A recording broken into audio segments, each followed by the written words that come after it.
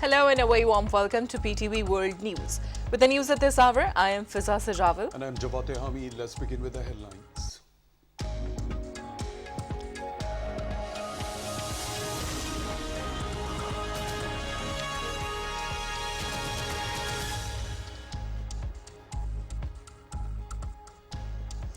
Prime Minister Shehbaz Sharif and President of Turkey Recep Tayyip Erdogan jointly launched PNS Khyber, the third of the four Milgem corvettes for Pakistan Navy at Istanbul shipyard. The Milgem project, based on joint cooperation between the two countries, is an important milestone in Pakistan-Turkey strategic partnership.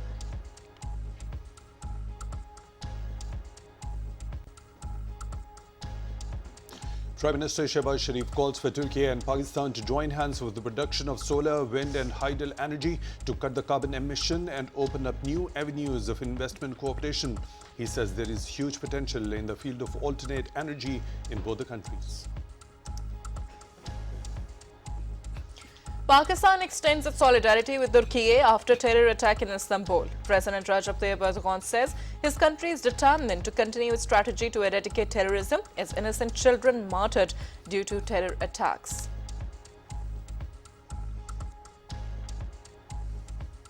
Prime Minister Shehbaz Sharif will hold wide-ranging discussions encompassing bilateral relations, regional situation and other issues of common interest with President Recep Tayyip Erdogan.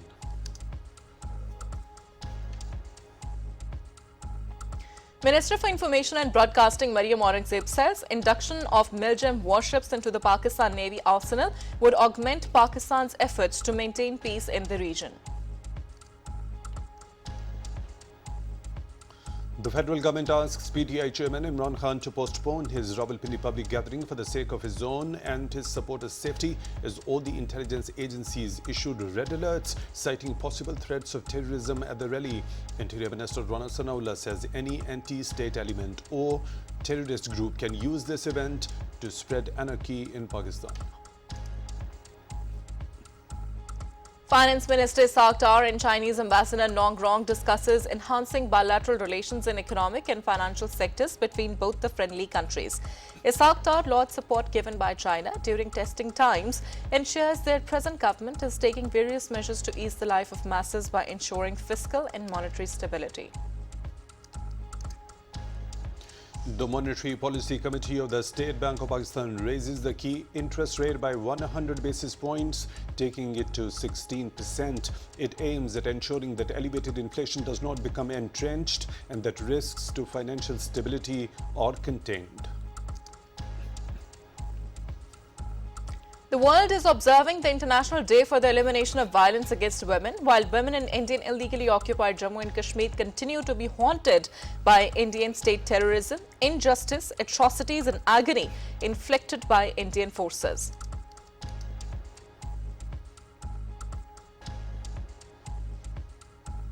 Iran beat 10 men Wales in the dying moments of the added time to earn a stunning 2-0 in the Group B clash at the World Cup today.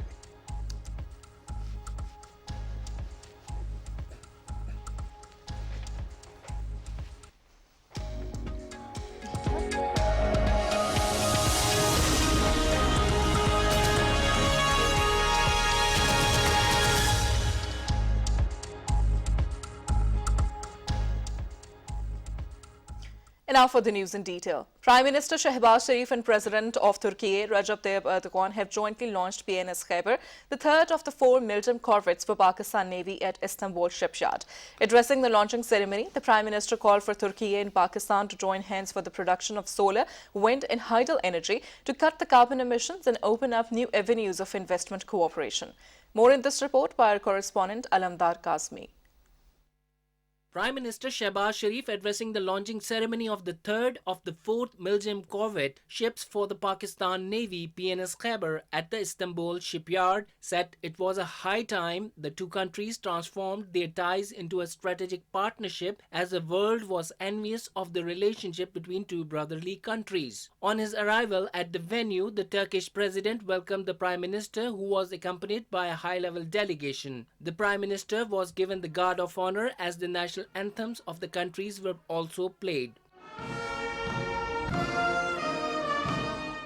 Accompanied by Turkish President Recep Tayyip Erdogan, the Prime Minister launched the ship, which he said manifested deep bilateral engagement in defense cooperation. The Milgem project, based on joint collaboration between the two countries, represents a significant milestone in the Pakistan-Turkey strategic partnership that continues to progress on an upward trajectory. My brother President Tayyip Erdogan, this occasion takes me back to 1920s when our brothers and sisters in Turkey were fighting the war of freedom, and Muslims of subcontinent were launching a movement in favor of this great war of freedom in Turkey. Mothers, sisters were donating their bangles. Shopkeepers, farmers, students were raising funds for their Turkish brothers to have this contribution, humble contribution towards Turkish great fight for freedom. And that's how this history of our relations went on, strengthening from pillar to post. The launching ceremony for the first corvette for the Pakistan Navy, PNS Babur, was performed in Istanbul in August 2021, while the groundbreaking for the second ship, PNS Badr, was held at Karachi in May 2022. Calling Turkey his second home, the Prime Minister recalled the support extended by the people of Pakistan at the time when Turkey was fighting for freedom. It's a great pleasure to be here again, visiting my second home. And it is another great day in our historical relations and brotherhood to be here and witness launching of second Milgem Corvette Khyber for Pakistan Navy. On this occasion, Turkish President Recep Tayyip Erdogan congratulated and thanked all the workers who contributed to the project, adding that Turkey is sharing products with brotherly countries like Pakistan. Earlier, Minister for Defense Production Israr Tareen said the launch of the third Milgem manifested brotherhood and strong defense collaboration. Chief of the Naval Staff Admiral Amjad Khan Niazi said the induction of the Milgem ship would strengthen the Pakistan Navy and acknowledge the commitment by the Turkish Ministry of Defense and the Turkish Navy for completing the project timely. Reporting for PTV World, Alamdar Kazmi. Prime Minister Shehbaz Sharif is in Turkey on a two-day official visit at the invitation of Turkish President Recep Tayyip Erdogan at the Istanbul International Airport. The Prime Minister and his high-level delegation were received by the Deputy Governor of Istanbul and senior officials of the government of Turkey. The two leaders will also hold wide-ranging discussions encompassing bilateral relations, regional situation and other issues of common interest. The Prime Minister will interact with the leaders of the Turkish business community. The President of ECO Trade and Development Bank will also call on the Prime Minister during his stay in Istanbul. Pakistan and Turkey enjoy fraternal ties deeply embedded in commonalities of faith, culture and history and underpinned by exceptional cordiality and mutual trust. Frequent leadership-level exchanges are a defining feature of the eternal bonds of Pakistan-Turkey friendship. In a tweet soon after arrival, the Prime Minister said the bilateral ties between Pakistan and Turkey had entered a new era of strategic partnership under the leadership of President Recep Tayyip Erdogan. He said, "We are on course to unpack the full untapped potential of the relationship." The Prime Minister further said being in Turkey felt like being at home and added that he was overwhelmed by the warmth of the Turkish brothers and sisters.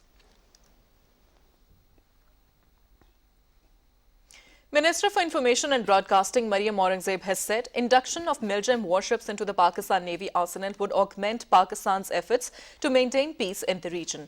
In a tweet, the Prime Minister said Prime Minister Shehbaz Sharif and Turkish President Recep Tayyip Erdogan jointly launched combat ship PNS Khyber. Induction of MILGEM warships into Pakistan Navy arsenal will augment Pakistan's efforts to maintain peace in the region.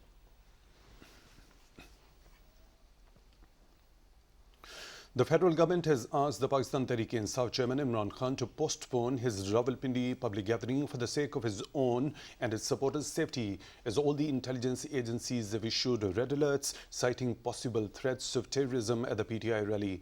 Addressing a news conference in Islamabad, Interior Minister Rana Sanaullah said PTI leader Imran Khan should postpone his public gathering as security agencies have issued a red alert for it. Rana Sanaullah said any anti-state element or terrorist group can use this event to spread anarchy in Pakistan. Rana Sanaullah said on behalf of the government, the Interior Ministry issued an advisory and he has personally informed the Chief Secretary and the IG Punjab about the threat.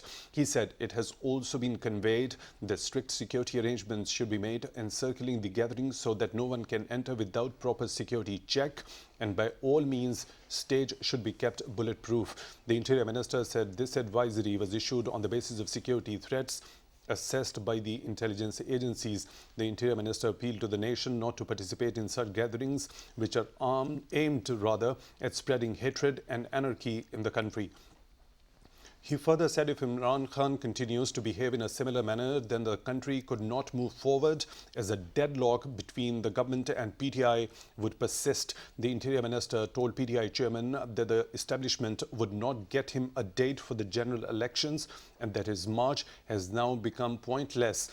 The Interior Minister further said that neither the establishment nor the government would come under his pressure.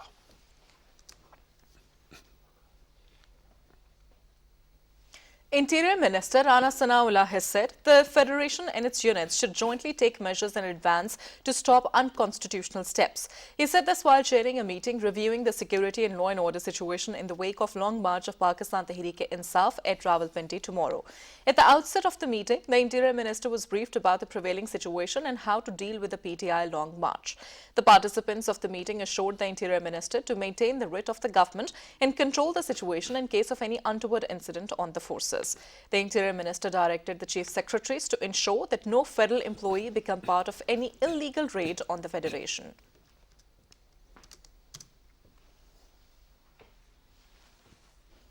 Rawalpindi administration has advised PTI chairman Imran Khan to use Agricultural University's ground as helipad due to security threats. On the other hand, Imran Khan is insisting to use parade ground despite security threats. The administration wants to ensure security of Imran Khan due to threat alert and wants to maintain peace and security. Finance Minister Ishaq Dar and Chinese Ambassador Nong Rong have discussed enhancing bilateral relations in economic and financial sectors between both the friendly countries. During a meeting in Islamabad, Ishaq Dar shared the deep-rooted and brotherly relations between Pakistan and China and highlighted that both countries have historic and strong bilateral ties in various economic sectors. The Finance Minister highlighted the repercussions of unprecedented floods faced by Pakistan, which have already and largely impacted the infrastructure, agriculture, lives and properties of people. He appreciated support given by the government of China during these testing times and shared that present government is taking various measures to ease the life of masses by ensuring fiscal and monetary stability. The ambassador assured his government sustained support to Pakistan in hour of need and shared that China stands with people of Pakistan in these hard times. He also thanked government of Pakistan for giving facilitation to Chinese projects in Pakistan.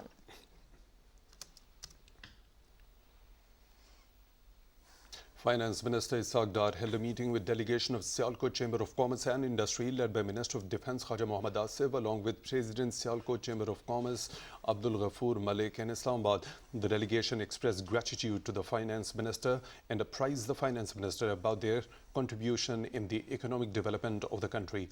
They also briefed about various issues being faced by them, especially related to special economic zone. The finance minister welcomed the delegation of Sialkot Chamber of Commerce and Industry and acknowledged their contributions in the economic growth of the country. He shared that present government is well aware of the challenges being faced by various sectors of the economy and is proactively taking all pragmatic measures for smoothing out the operational anomalies for ensuring the greater ease of doing business in Pakistan. Finance Minister Isaaq Dar chaired a meeting of the special committee constituted by Prime Minister on Qaumi Sehat Card and Sehat Sahulat Program. The meeting reviewed nature and operational framework of Sehat Sahulat Program.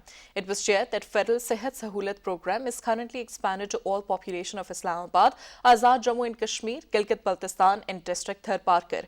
Various policy options for expansion of the program along with their financial implications were also shared during the meeting.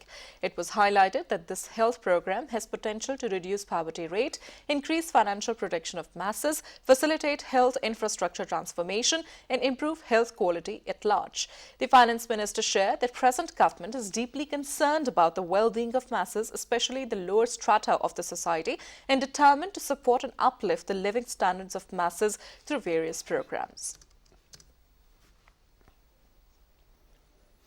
The Monetary Policy Committee of the State Bank of Pakistan raised the key interest rate by 100 basis points, taking it to 16%. This decision reflects the MPC's view that inflationary pressures have proven to be stronger and more persistent than expected. It is aimed at ensuring that elevated inflation does not become entrenched and that risks of financial stability are contained, thus paving the way for higher growth on a more sustainable basis. Amid the ongoing economic slowdown, inflation is increasingly being driven by persistent global and domestic supply shocks that are raising costs. In turn, these shocks are spilling over into broader prices and wages, which could de-anchor inflation expectations and undermine medium-term growth. As a result, the rise in cost push inflation cannot be overlooked and necessitates a monetary policy response. The MPC noted that the short-term costs of bringing inflation down are lower than the long-term costs of allowing it to become entrenched.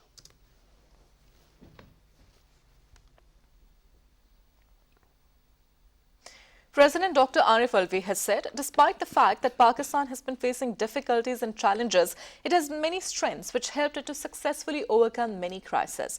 He was virtually addressing a seminar on the role of presidency organized by London School of Economics, Students' Union, Pakistan Development Society.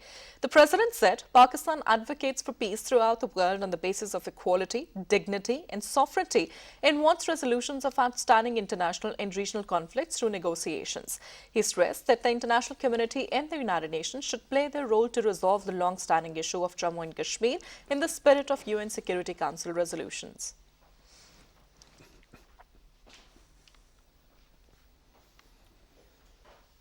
The government has assured the lawmakers in the National Assembly to provide all possible support to the flood-affected people for construction of their houses as well as compensation of their losses without discrimination. More in this report by our correspondent Musharraf Zahoor.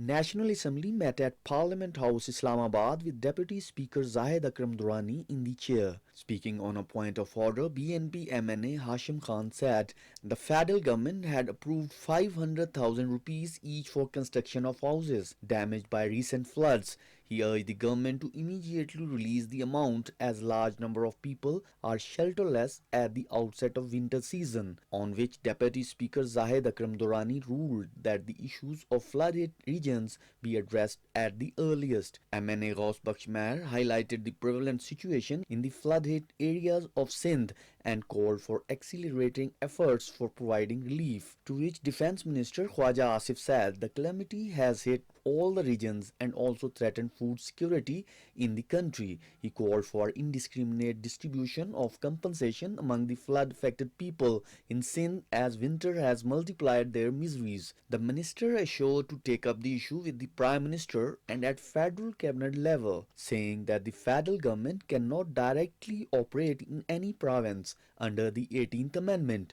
Minister for Climate Change Sharif Rahman said the recent floods incurred 80% losses in Sindh province and the government is trying to provide all possible support within limited resources without any discrimination. Earlier, speaking in the question hour, Parliamentary Secretary Ahmad Raza Manika said the government has allowed the farmers to import high-yield cows to address growing meat and milk needs. He said the government has decided to disburse 5,000 rupees per acre subsidy in the flood-hit areas beside provision of subsidy worth 98 billion rupees for the tube wells. To a question, Parliamentary Secretary Shazia Sobia Aslam said the government is trying to ensure the availability of drugs in the flood-affected areas and also setting up camps to overcome deficiency of medicines. Responding to a question, Parliamentary Secretary Kiran Dar informed the House that the overall ratio of deficit between railway revenue and expenditures is over 51%. She said suspension of major train operations for a period of 36 days during floods in August this year is the main reason behind the current deficit. Parliamentary Secretary for Industries and Production Shahida Rahmani, while responding to a question, apprised the lawmakers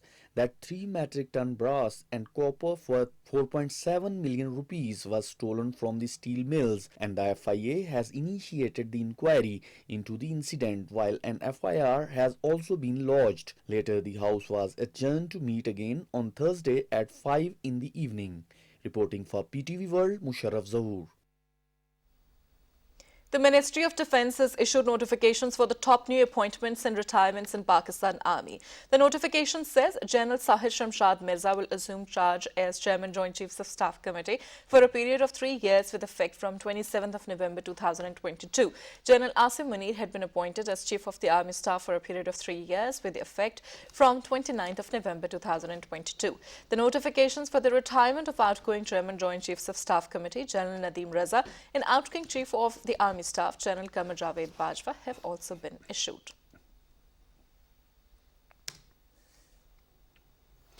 The U.S. mission congratulates the new Chief of Army Staff designate, Lieutenant General Asim Munir, and new Chairman of the Joint Chiefs of Staff Committee designate, Lieutenant General Sahir Shamshad Mirza.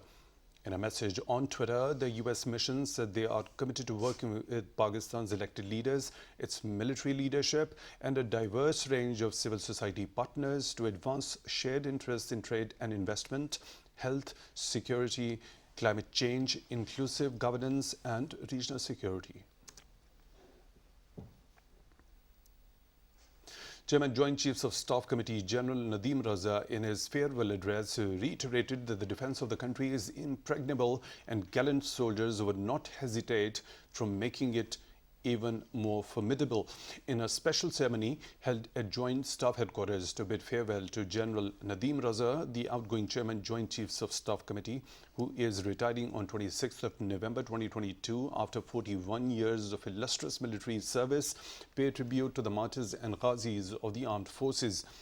General Nadeem Raza thanks Allah Almighty for enabling him to discharge his duties to the best of his abilities with honesty, justice, and dignity. He applauded the sacrifices rendered by the armed forces in defending the motherland. The ceremony was attended by former CJCSCs and senior officers of the Tri-Services. A smartly turned out Tri-Services contingent presented Guard of Honor to the Chairman Joint Chiefs of Staff Committee on arrival at the venue. General Nadeem Raza reviewed the Guard of Honor and the march past.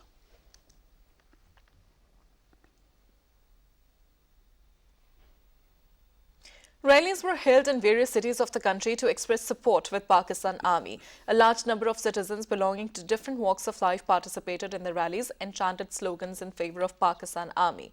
The participants said that Pakistan Army should not be dragged into politics and those who speak against armed forces are enemies of the country.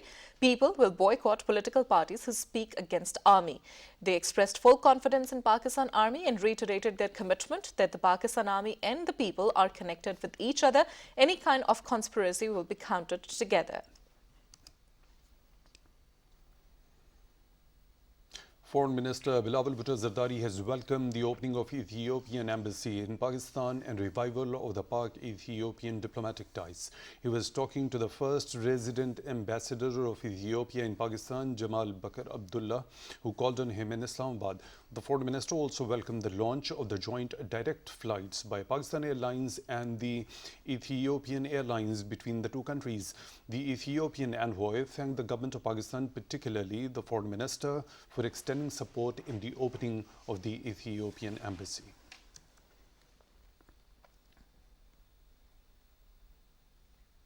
A bilateral dialogue on Pakistan-Afghanistan relations was held at Institute of Strategic Studies in Islamabad.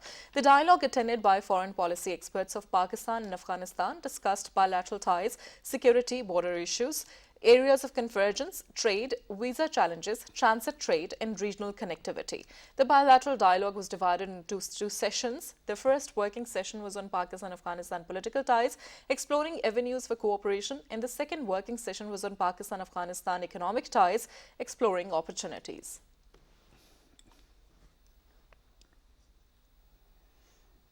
International Day for the Elimination of Violence Against Women is being observed today as an opportunity to spread awareness against gender-based violence. On this occasion, Prime Minister Shehbaz Sharif, at his Twitter account, said violence against women in any form is a violation of human rights and dignity.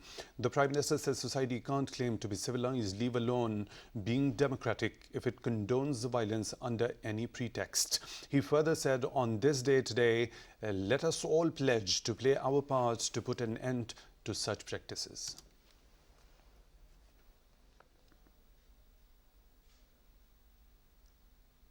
Minister for Planning and Development S.N. Iqbal has stressed the need to empower women for the development of the country. Addressing a ceremony in Islamabad, the federal minister said provision of safe and conducive environment to women entrepreneurs is our national responsibility. S.N. Iqbal said our religion and constitution also guarantee the protection of women's rights. He said at the onset of Islam in the early 600 CE, the Prophet Muhammad, may peace be upon him, expanded women's rights to include inheritance, property, and marriage rights. Condemning the brutality against women, the minister said due respect should be given to women at workplace and educational institutions, encouraging them to play more effective role in national development. He stressed that a countrywide awareness campaign should be launched against women harassment. The world is observing the International Day for the Elimination of Violence Against Women, while women in Indian illegally occupied Jammu and Kashmir continue to be haunted by the Indian state terrorism, injustice, atrocities and agony inflicted by Indian forces. According to the report released by Kashmir Media Service, India has imposed draconian laws to target the sanctity and the dignity of the Kashmiri women and was using molestation as a weapon of war. The report said over 2,348 women had been martyred and 11,256 molested by the Indian troops in the occupied territory since 1989. Indian state terrorism has rendered 22,952 Kashmiri women widowed in the past 34 years.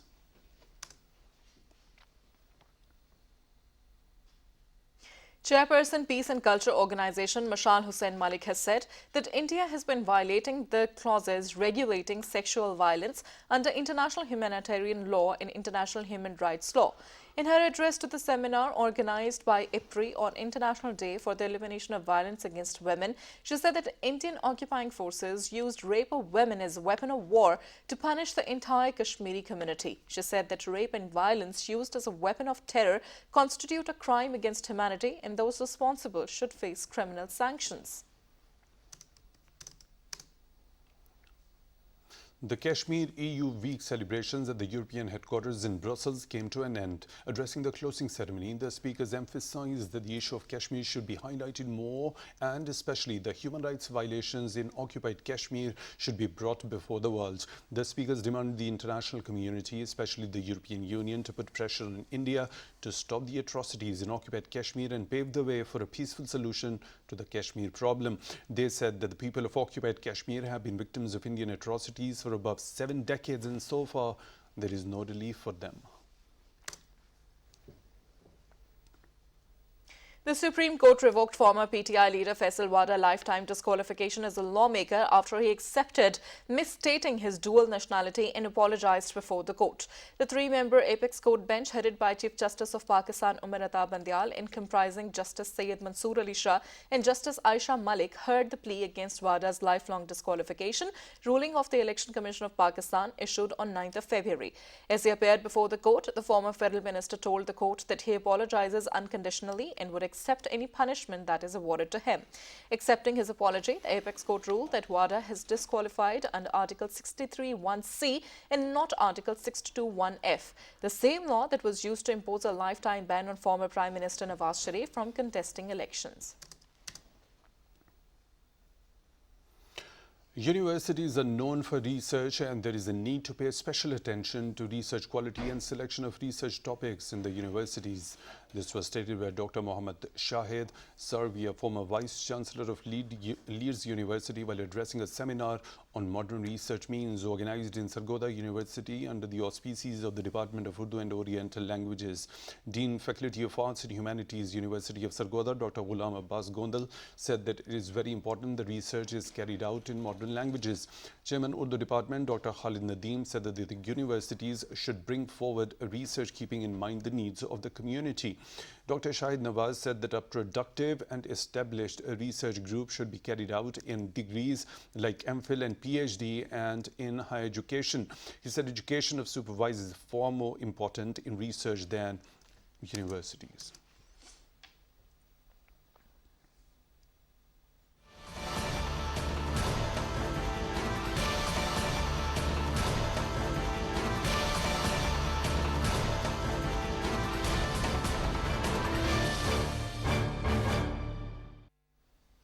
A man has been arrested in India over the murder of a young woman found dead on a tropical northern Australian beach 4 years ago. The body of Toya Cordingley, 24 of age, was discovered in October 2018 after what has been called a frenzied and brutal and sadistic attack. Earlier this month, the Queensland government put up a $1 million Australian reward for information. It led to the arrest of Rajvinder Singh, the man accused of killing Toya. Queensland police said he was arrested in Delhi by Indian officers on Friday and was expected to face an extradition court hearing soon. He will then be brought to Australia to face criminal proceedings. Chinese President Xi Jinping met his Cuban counterpart Miguel Diaz in Beijing. Miguel Diaz, first Secretary of the CPC Central Committee and President of the Republic of Cuba, is paying a state visit to China from November the 24th to 26th at the invitation of the Chinese leader.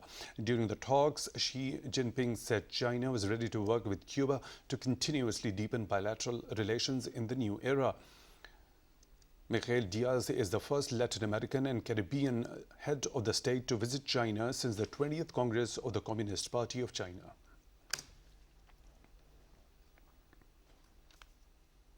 Beijing streets were near empty as China reported another record high of daily COVID-19 infections, and cities across the country enforced measures and curbs to control outbreaks. Excluding imported infections, China reported 32,695 new local cases for Thursday, a daily record for the second consecutive day, beating a figure set in mid-April when the commercial hub of Shanghai was crippled by a countrywide lockdown that lasted 2 months. Beijing's daily tally for Thursday was 424 symptomatic new local cases and 1,436 asymptomatic cases. Authorities in the Chinese capital have locked down neighborhoods and temporarily shut shops as well as other businesses to lower the risk of infections. The death toll from an earthquake that shook Indonesia's main island of Java this week has risen to 310. 24 people remain missing after the quake caused landslides and building collapses in West Java town of Cianjur. Hundreds of Indonesians sprayed out in the open next to rice paddies and in the streets on Friday after an earthquake flattened their town. Rescue teams on Friday continued efforts to clear mud and debris and pull out any victims. About 40 people remain missing, but hopes of finding them alive are slim.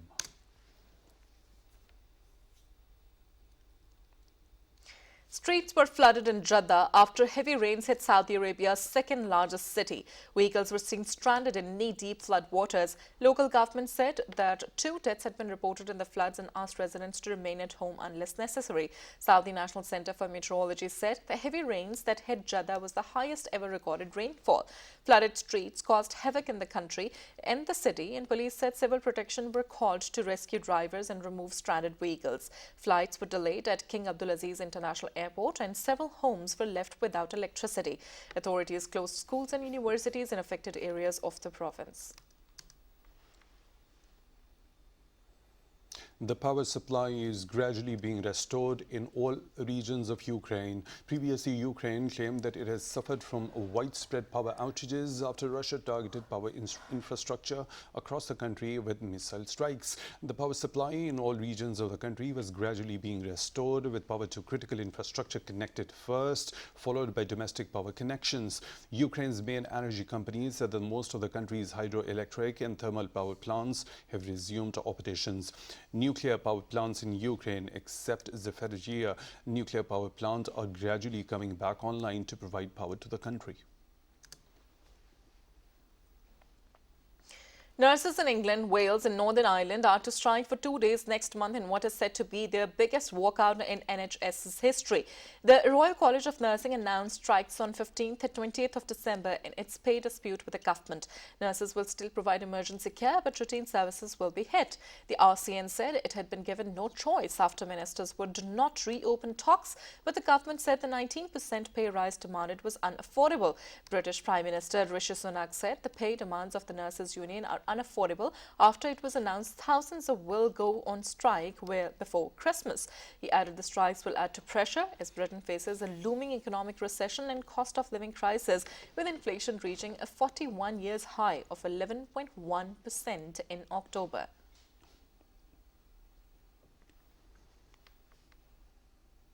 On to Peru now, where the farmers and truck drivers staged roadblocks as part of ongoing protests over high gas prices and fertilizer shortages hitting the trade and tourism sectors. Most of the roadblocks were organized in Peru's central and southern regions.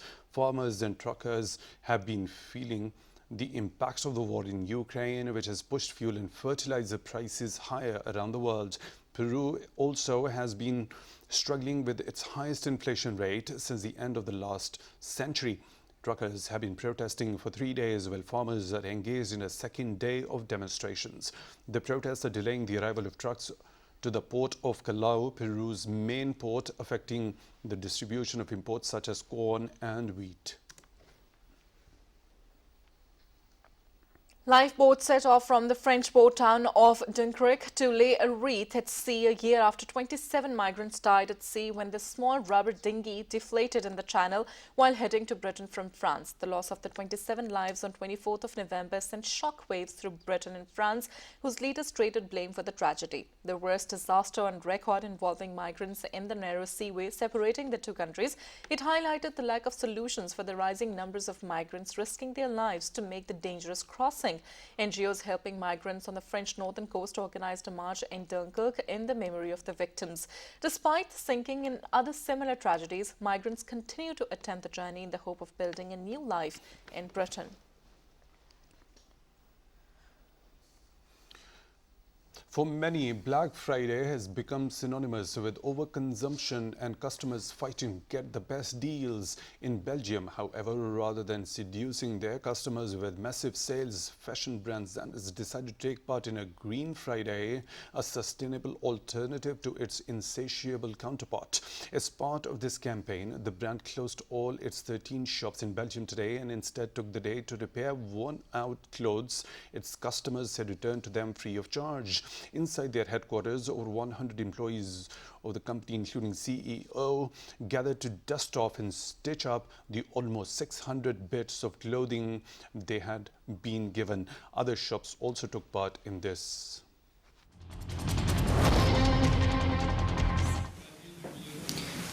I greet you all with most heartfelt feelings.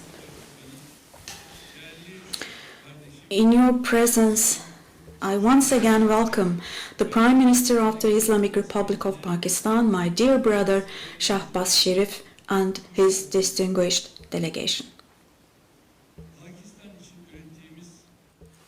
Today, we launched Hyber, the third of the 4 million corvette type ships which we produced for Pakistan. Our two countries have deep historical, cultural and human ties, and Pakistan has always had a special place in the hearts of Turkish people. The solidarity and mutual support between our two countries and peoples, particularly during difficult times, is unmatched. I pray God's mercy on the soldiers and civilians who lost their lives in the recent terrorist attacks. I would like to emphasize once again that we support Pakistan's fight against terrorism. We have always seen Pakistan's pain as our pain, their joy as our joy, and Pakistan's success as our success. And with this understanding in mind, following the flood disasters of the past months, we immediately rushed to the aid of our Pakistani sisters and brothers with all the means that we had. We opened an air bridge and a rail line that we created. So with these, we sent humanitarian aid to disaster areas with 15 aircraft.